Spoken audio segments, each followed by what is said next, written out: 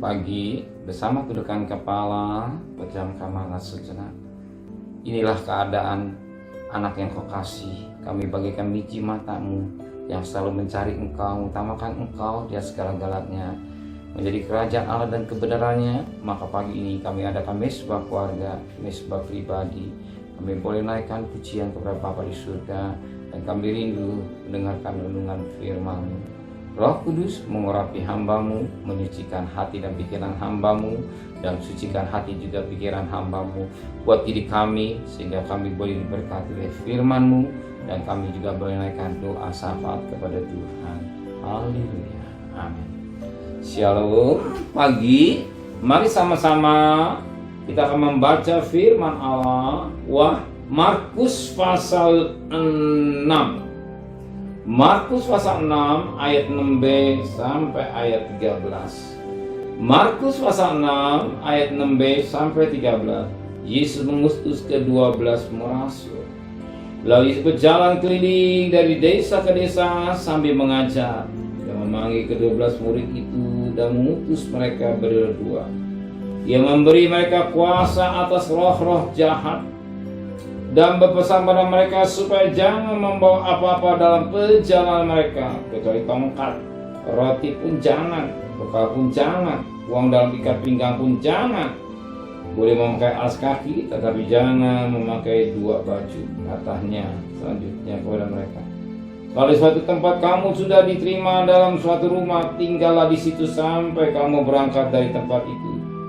Dan kalau ada suatu tempat yang tidak mau menerima kamu, dan kalau mereka tidak mau mendengarkan kamu, keluar dari situ dan bebaslah debu yang di kakimu, sebagai peringatan bagi mereka.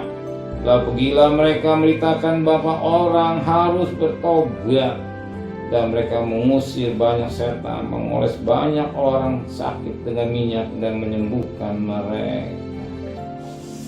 Tuhan mengutus ke-12 muridnya. Yang sangat menarik, Tuhan mengutus muridnya berdua. Yesus mengutus mereka berdua-dua. Yesus mengutus mereka berdua-dua. Sebagaimana dikatakan ayat 7. Yesus memanggil ke-12 murid itu dan mengutus mereka berdua-dua. Yang memberi mereka kuasa atas roh-roh jahat. Kenapa enggak sendiri, tapi dua? Dengan berdua, firman kata dua orang sehati minta apapun mana doa itu. Dua bisa sehati.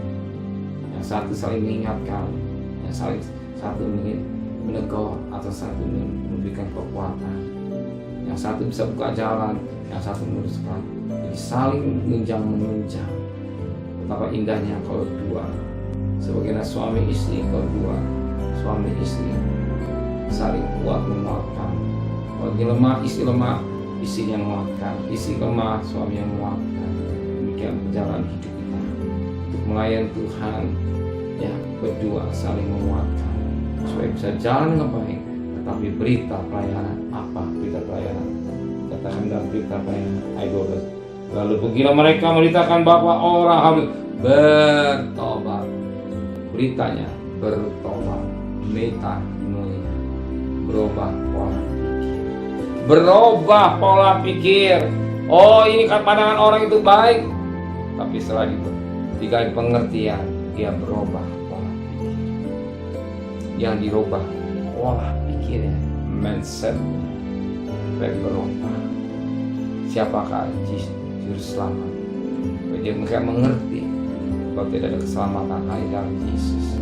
Mereka diberikan pengertian melalui firman Allah.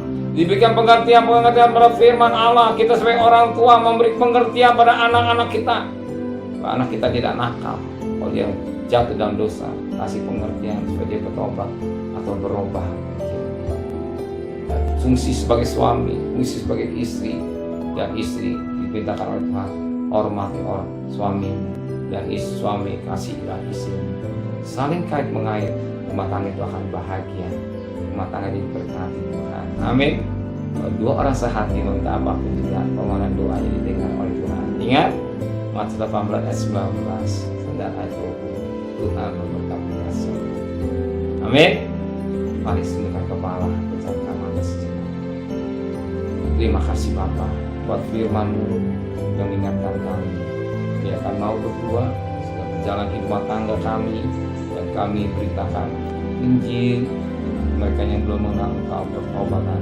Pertobatan dimulai dengan diri kami, di contoh teladan dan rumah tangga kami buat anak-anak kami, lingkungan, sehingga orang tertarik bertobat yang sungguh-sungguh atas sikap tingkah laku kami yang baik, mencerminkan pribadi Kristus dalam hidup kami semua. Tuhan, terima kasih Bapa. Berkati Bapak Presiden, Wakil Presiden, para Menteri, para Gubernur, para Bupati, para Wali Kota, para camat, para lurah, pada RW, pada RT, pada medis, pedagang. Oh, berikan mereka takut pada Tuhan. Terima dan terkasih. Terimalah berkat nikmat dari Allah Bapa, cinta kasih sayang dari Tuhan Yesus Kristus, dan berkat Roh Kudus menyertai saudara mulai hari ini sampai Maranatha Tuhan Yesus datang.